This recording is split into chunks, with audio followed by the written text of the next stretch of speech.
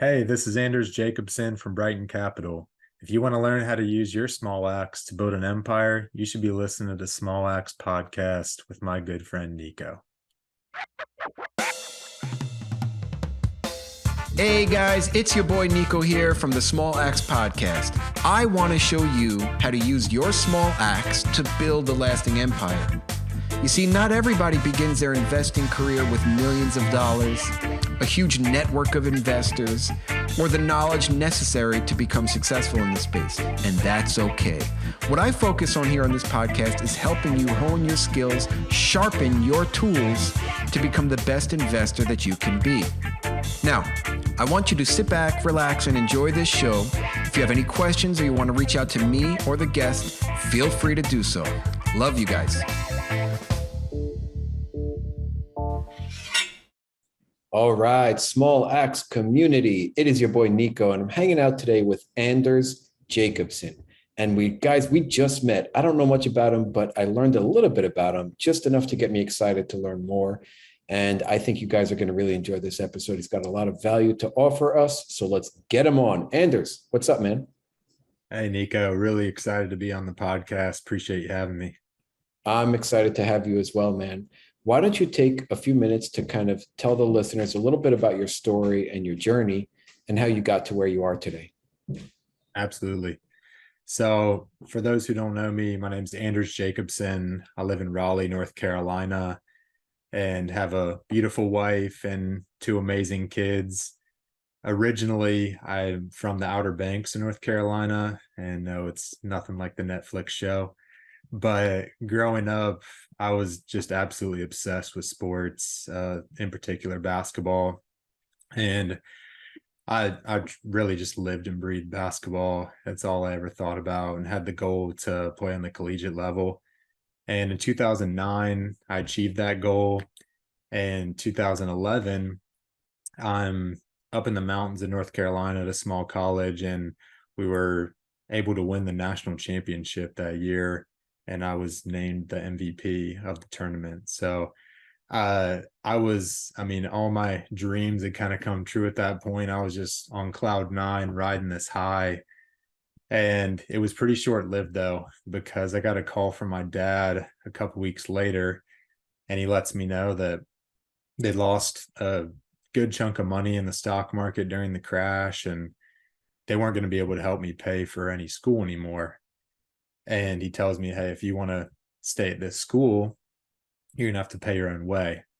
And this school I'm at was a private school, and I had like the max athletic scholarship, a little bit academic, but it was expensive, and I was going to have to pay about $10,000 out of pocket per year. And I was completely broke. I went to dinner with some friends a week later, and I actually got a notification that I overdrafted my bank account. So I was actually in the negative. So it was not good news that I was going to have to pay my own way. And I really wanted to stay at this school. I finally kind of reached the mountaintop, and things were going well. And I had to figure out a way to stay there. And I remember kind of in this low point saying to myself, I will never let this happen again. And kind of a month later, I got an opportunity. My brother was at school with me playing ball, and he had a connection, and a guy recruited us out to sell home security systems door to door in Detroit, Michigan for the summer, and promised, hey, if you work hard, you can definitely pay that much for school. And I went out there, and I just was all in. I had to get back to school. I had to pay my way. And fast forward to the end of the summer, I ended up being the top rookie salesman in the company that year. And that just kind of opened up my eyes to another skill set for me, and was kind of changed the trajectory where I went all in on sales and continued to that. Eventually got into the solar industry and started and scaled two companies in the industry. And so I want to backtrack a little bit though to how I got into multifamily. In 2015, I was newly married with my wife, and figured it was time to start doing adult stuff. And one of those things was investing. I had friends and family that were doing that, and I always just thought the stock market, that's how you invest. And so just being a savvy investor, I put a fourth of our money in one stock. So it was really smart. And that stock was the largest renewable energy company in the world at the time. And everything online said it was a good time to buy. And that stock actually, the company went bankrupt that year. And we lost all the money. They were doing some fraudulent stuff and doctoring the books. And I remember being so embarrassed going to my wife, and it was kind of humiliating. We're newly married, and I just lost a ton of our money. God. Luckily, I mean, she's awesome and wasn't too upset at me.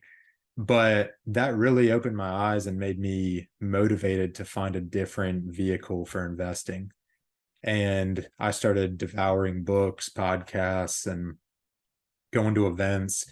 And the one common denominator that I found with these successful, wealthy people was real estate. And so in 2017, we were able to invest in our first deal as an LP. And since then, over the last 6 years, we've done fix and flips, bought duplexes, fourplexes, done Airbnbs, done JV deals, and started my own company where now a GP where I help other investors get their money into multifamily deals, and really want to provide that opportunity for people to maybe get their money out of the stock market if they've been burned like me, and put it in real estate. So yeah, that's how I got here. Anders, that's awesome, man. I love this story. I mean, I do and I don't, right? Because there's some trial and tribulation. I guess it's always there's always something for everybody. But let me ask some questions about this. Do you still play basketball? Did you continue after that? Oh man, I'm a scrub now, so I play here and there when I can, but aging is real. So I get out on the court, and I know my mind knows what I want to do, but the ball just doesn't come with me now. So My roommate in college also played. We'd like met. He was like 6'8" from France, and they recruited him after high school to like just go play basketball. He never had played before. He was actually African but lived in France, and they recruited him, and he ended up being pretty good. He played pro ball in France for like 10 years or something after college. And then a guy I recently just met is also a basketball guy, and he's doing like boots on the ground work for me down in Florida. And he got into the selling like cameras for or alarm systems and cameras. So it's kind of similar path to you, but obviously different. Yeah, no, that's awesome. I still love basketball. Still, whenever I have a chance, I still like to play, but I'm not that good anymore. No, I'm sure you got it, man. All right. Now, Outer Banks also, I've been there before. I used to go surfing down there. I love it over there. Yeah. And where are you now, though? So we live in Raleigh, North Carolina. So close to family. And do you still have a W-2 or does your wife? I don't. So I started my own companies in the solar industry and have been running those for the last 5 years. So I still have kind of taken a step back and started to transition more into real estate, and that's when I started Brighton Capital. But no, I actually have never had a W-2 since college. That's awesome, man. Now, do you like any particular type of asset? I mean, I know you mentioned duplexes, fixes and flips, quads, JVs. You mentioned a lot, Airbnb. Is there something you're gravitating towards mostly now? Absolutely. Yeah. We're really focused on multifamily, 50 to 100 plus units. I've sold all those duplexes and fourplexes. We still have the Airbnbs, mainly just because we use those for vacations for the family. We love being able to go to the beach and vacation and then rent those out when we're not there. So, but yeah, definitely multifamily, the larger deals, we're focused on that. When you say we, are you talking about your wife and you? Yeah, I mean, together it's our money, and definitely do things as a team. She trust me, surprisingly, after I lost all our money in the stock market. But yeah, she's been awesome and really supportive, and definitely understands the real estate, the game, and why it's a good vehicle. But yeah, she's not underwriting or calling brokers or anything like that. Gotcha. Well, support is probably, or support and encouragement is probably the best, way to go about a partnership. So I love it, man. Anders, what markets are you focusing on for multifamily right now?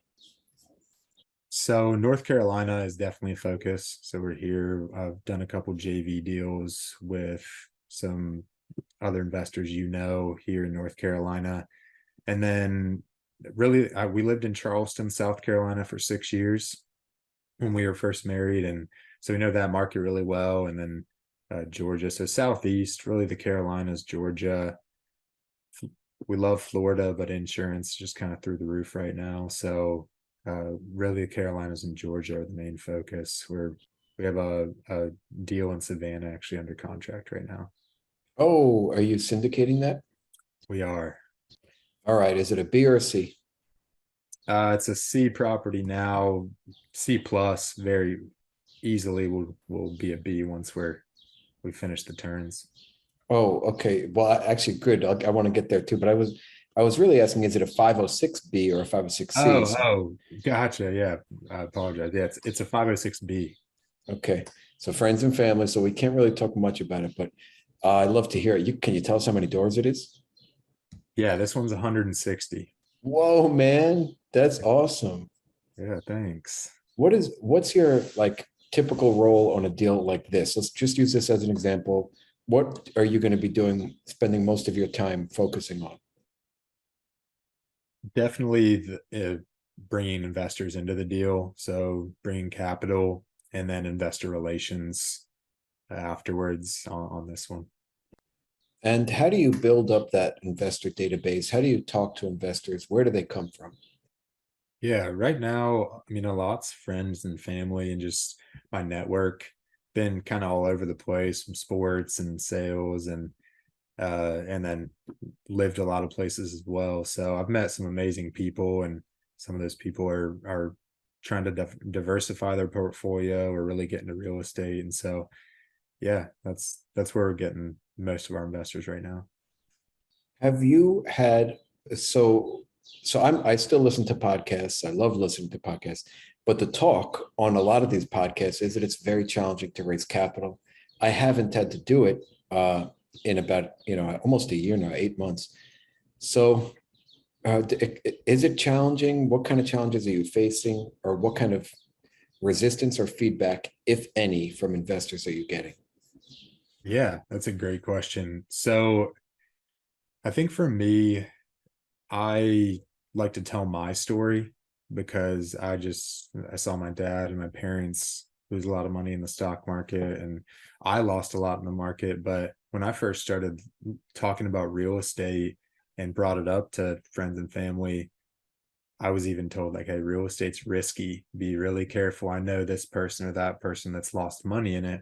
So I think as a stigma of being risky, but for me, the market was way riskier. In my opinion, I'm like, okay, well, if a news headline or current events can make a business or stock plummet, that seems riskier to me and more volatile. And so real estate always seemed more stable and low risk, especially when you're investing in the right areas and you buy the right properties, of course, which everyone wants to do. But I think the biggest feedback I get is how risky is this? Like they're a little bit nervous to do their first real estate deal, especially something this size. And so just being able to tell them, hey, I was in your shoes before and I get it. It's scary. I remember when I wired my first investment on a syndication deal, and it was scary, but in my experience, it's lower risk and safer kind of investment than a lot of the stocks. Yeah, I totally agree, but I struggle with explaining it, and I guess it's coming down to what I'm gathering from you and what I've seen myself is that somebody has to want to invest, period, right? So they first need to want to invest. If they like real estate as a vehicle, you have a much better chance of having them invest. If they only know about stock market investing, then you're in an uphill battle where you have to kind of explain real estate, explain how syndications work, and go through that. And I've found that they might not invest with me on that first deal, but maybe on the next deal. So it's like a process that you have to continue to nurture, I guess. Definitely. Yeah. I've seen the same where you may talk to one investor now and they're hesitant, but as they see more of your content or they're on your email list, they're seeing the deals that you do, they start to really get more intrigued down the line. They may reach out. And so when I have these conversations, a lot of times I got some good advice from a mentor where he said, if you feel like it's not a good fit or good timing for that investor, just take it off the table from them, because it'll build some trust and respect, and they may be more willing to invest with you down the line. So they'll say, oh, Anders took this investment away from me. It's not even going to allow me to do it right now because he says it's not a good fit. But if he brings another one to me down the line and says it is, then yeah, that might be the right deal for me. Man, that is a very, very powerful tip. And it's difficult to implement, especially when you're struggling to raise and you need $100,000 more, $50,000 more, and somebody is on the cusp. You don't Right. want to give them that little push. You want to save that investment for something that is right for them. Man, that's huge. I like it. Who was the mentor, if you don't mind? Anthony Vicino. Do you know him? Oh, I love Anthony. Yeah, he's the man. Solid guy. Okay, cool. All right. So let's talk a little bit about since we're not really going to dive into the syndication, let's talk a little bit about a couple of the JVs that you did, or maybe one that stuck out throughout that process. Like, talk a little bit about the process of doing a JV. Absolutely. So I joined a mastermind group about a year and a half ago, and did it to really make some good connections with other real estate investors that were like-minded and looking for the same things, and was lucky enough to find some great people in the group that were looking in the North Carolina market. And we had, believe it or not, they were Anna and Fernando, I think you know them. They were the very first investors that I spoke with when I joined this mastermind, and they were great. We made a good connection, and they reached out to me about 6 months later, and they said, hey, we found this great deal in Greenville, North Carolina. Would love to partner with you if you're interested. And that's kind of how it got started. But that deal was definitely in a C area, but kind of an emerging market, and really, really low rent. So, I mean, we got it off market at a great price. So we bought it right, and it's doing phenomenal already. So we've started turning the units. We're almost done with all our turns. It was 18 units, nothing huge, but almost done with all the turns. And it's been like a interesting situation where it's almost just been like musical chairs, where we didn't renew a lease for one of the tenants, and they said, well, we want to stay here. And we said, well, we just finished this unit and you can rent it for $300 more a month. They said, okay, great. And they just put their stuff in the new unit. And I don't think we found a single tenant who hasn't lived there yet. It's just been kind of moving. We will here pretty shortly because we have a few. They're all almost moved into new units now. That's a great strategy, man. I do that too, and we offer the opportunity to move into a renovated unit. Sometimes they take it, sometimes they don't. It sounds like you're in a market that is kind of short on housing, and people need it, and I'm sure you guys are managing it really well too, so they want to stay at that place. That's awesome. Can I ask you a few questions about the JV partnership? So when we're doing a syndication, we try to get investors paid, right? They want to have some cash flow. Is there some sort of like a mutual agreement with your partners in a JV to where you guys are taking cash flow or not taking cash flow? And how does that discussion begin with the partners? Yeah, that's a great question. So the business plan was kind of laid out from the beginning So in the underwriting, it was pretty transparent, saying, hey, we're not going to take cash flow for the first year so that we can really get these turns done. But once that's done, there'll be a substantial amount of cash flow and reserves. So we're in a good spot. So that was, I feel like, just with business in general, but real estate as well within a partnership, just the transparency and the expectations go a long way. Because yeah, if those expectations weren't given from the beginning and we were all on a different page, it could be a bad situation and a bad partnership if one partner's expecting a bunch of cash flow year one and or really wants it. But yeah, we have a great group, and it was a mutual agreement. Yeah, I think you said something really important in there, something about just being business savvy in general and understanding how business works. You got to kind of, make sure the business is operating properly before you begin to take any cash flow. So even if there is cash flow, the most savvy investors would probably just say, just hold off and make sure everything is stabilized first. Absolutely. And I mean, I tell my investors this as well, but I don't want any investor to come in the deal if they're putting their whole life savings or all of their money into this deal and need cash flow now and that return. And similar with these JV deals, luckily the partners that are on this deal were fortunate enough where we didn't need this money and capital back right away. So we were able to wait that year without cash flow. Beautiful. Do you know what the debt is? Is it fixed? Is it floating? It is floating on this one. We had pretty good terms, about 6% a year ago, and it has 5 year. It's 5 year fixed, but yeah, we're confident in this market and where things are headed, and the NOI is already above kind of what we underwrote for, so we're in good shape. Well, yeah, I agree. They say survive to 25, right? So 2025, things will change. Yeah. As long as you're cash flowing and you're doing well, the market's going to turn again and people are going to pay a premium for that kind of a property. Anders, there was something, it almost slipped my mind, and I'm a little bit all over the place, but this question got me excited. So do you have some form of like maintaining or some sort of system for speaking with investors, or do you have a database of your investor list and communication with them of how and when you talk to them, or what kind of systems do you use for maintaining a database for investors? It's a great question. So I've been doing this for about a year as far as capital raising and bringing investors into deals, about a year and a half. If you have better database, I'd love it.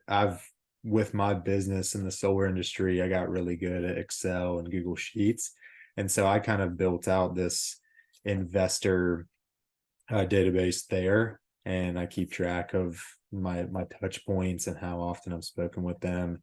My email list is huge, and I use MailChimp there, so I can take notes and leave notes with each investor each time I talk with them. But yeah, if you have anything that you know of that's better or just would be a better tool for me, I'd love it. No, I do the same thing. I just have like an Excel sheet, but I if I don't have that sheet in front of me, and I rarely have it in front of me, I don't add to it, and I don't remember who's on there necessarily, So come time to raise capital, I'm like, oh yeah, look at these people, and I need to then reinvigorate our relationship, which I need to focus more on. So yeah, with every deal that we've done, I make a list of potential investors on that deal, and then I start going through it and reaching out to each of them. So I'll check my investor list, I'll check my email list to make sure I've got in touch with everybody, and anyone who said they were interested, I'll make sure to reach out to them or check in and see if it's something they're ready for. Awesome. Do you set up like a call? Like, let's say somebody's interested. and they want to learn more about a deal and they saw the webinar or whatever it is and they like it. They just want to they need a little bit more, I guess, information. So do you set up a call? And if so, is it a Zoom call and for how long? It's a great question. So I haven't done Zoom calls, just they do the webinar, kind of go through it all there, but I've just hop on a phone call, depending on the investor and how many questions. It can last anywhere from 20 to 40 minutes, but I really want to make them feel comfortable, because I remember my first investment, I had a list of questions and just wanted to feel confident. I mean, when you're wiring $100,000 or more over to somebody and you've never done this before and it's new, it's a scary thing. And so I really want them to be educated and feel comfortable in the investment and in the partnership and in the group, our experience, before they do it. And if they're not comfortable, hey, wait till the next one, which is hard to say, but I'd much rather spend that time on the first deal with these investors and really help them get their mind at ease and feel confident in it. Love it. Great way to be, man. Awesome. So it's funny you say that, though. So Anna and Fernando, we both joined joined the Jake and Gino community around the same time. I think it was at the end of 2019. And they told me, like, when they were doing like their first partnership, I think it was with their parents, and they sat in front of them and went over, they spent hours talking to them, like literally hours. And they said it was grueling. It's just funny. I don't know. Some people need, like I had my most recent raise, my friend's dad, which is like, he just gave me a check and he was like, here, take it. I said, wait a minute, you got to read this PPM. And he's like, no, because I did it. His son did a deal with me prior. And he's like, I like it. And that was really it. So it's funny how some people need a lot and some people don't, Yeah, it's so true. I feel like my sales background has been super helpful with the syndication, just more, not so because I'm trying to sell them, because I want them to feel confident. I feel like the numbers kind of sell themselves if they truly understand it. But my goal in sales is always just to explain things so clearly that an 8 or 10-year-old could understand it. And so that's my goal with the syndication. It can be as complicated as you want to get it, but I mean, and it truly is, for me, a pretty simple structure. And I've tried to fine tune just a simplistic way to explain it, where I can explain it to an investor in 5-10 minutes or less, and then answer their questions after that. That's awesome, man. Cool. Anders, let's transition to our final question. And then I want to get people some form of contacting you. Yeah. So let's do it. Let's imagine it was 100 years from now. You have great grandchildren and they want to write a book about you. What would you want them to title this book? Man, what a great question. I would say Limit Pusher. I like to live my life just outside the social norms and pushing limits any way I can, whether it's family, professionally, athletically, whatever it may be. So Limit Pusher. I like it. I would have loved to have you in class, or at least be, because I'm a school teacher, or at least be in your class as a student, because I would love those limit pushers there, man. It was a lot of fun having people like that in school. Yeah. Cool, man. All right. Well, let's get the listeners some form of contacting you. Yeah, absolutely. You can reach me at ajacobson@brightoncapital.io. Best way actually is just to set up a call with me. Hop on the website, brightoncapital.io, and just click join the club, fill out your info, and you'll get an email to schedule a call with me. So I'd love to chat with anybody. Cool, man. Yeah, take him up on that, get some value, learn about how he's doing what he's doing. A stellar stand-up guy. Thank you so much for joining me today. Yeah, thanks a lot, Nico. It was fun.